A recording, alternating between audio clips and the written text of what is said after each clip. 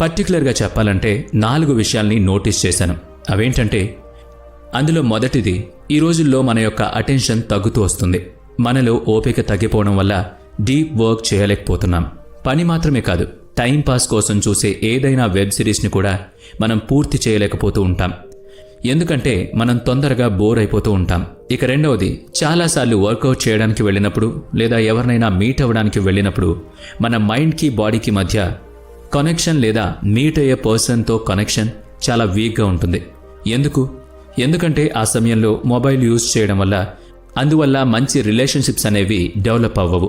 ఇక మూడవది, ఈ రోజుల్లో మనలో చాలామందికి రాత్రి తొందరగా నిద్ర పట్టదు. అందువల్ల మనం నిద్రని కోల్పోతూ ఉంటాం. నాలుగవది, ఈ మధ్యకాలంలో జంక్ ఫుడ్స్కి బాగా అడిక్ట్ అయిపోతున్నాం.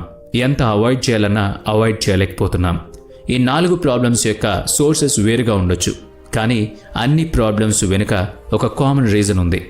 అదే డోపమైన్. దీన్నే ఫీల్ గుడ్ హార్మోన్ అని కూడా అంటారు. ఈ హార్మోన్ మేజర్ రోల్ ప్లే చేస్తుంది. అసలు ఈ డోపమైన్ అంటే ఏంటి? మన లైఫ్లో ఇన్ని ప్రాబ్లమ్స్ని ఎందుకు క్రియేట్ చేస్తుంది? మనం దీన్ని ఎలా డీల్ చేయొచ్చు? అంటే మీరు సోషల్ మీడియాని వాడకూడదు. Alcohol, cigarette, tea, music, video, games, outdoor activities, meeting friends లాంటి వాటిని ఆపేయాలి. ఏం చెయ్యొద్దు అంటే మరి ఏం చేయాలి అని మీకు డౌట్ వచ్చింది కదూ? వీటికి సబ్స్టిట్యూట్గా వాటర్ తాగడం, రన్నింగ్, స్ట్రెచింగ్, మెడిటేషన్, జర్నలింగ్ లాంటివి ఆధార్ చేయమన్నాడు. ఇవన్నీ చేయడం అంటే చాలా కష్టం అని నాకు కూడా తెలుసు. కానీ ఇవి చేసినప్పుడే మన యొక్క డోపమైన్ బేస్ లెవెల్కి వస్తుంది. ఫ్రెండ్స్, ఇక్కడ ప్రాబ్లం ఏంటంటే మన యొక్క డోపమైన్ ఓవర్ స్టిమ్యులేట్ అయిపోయింది.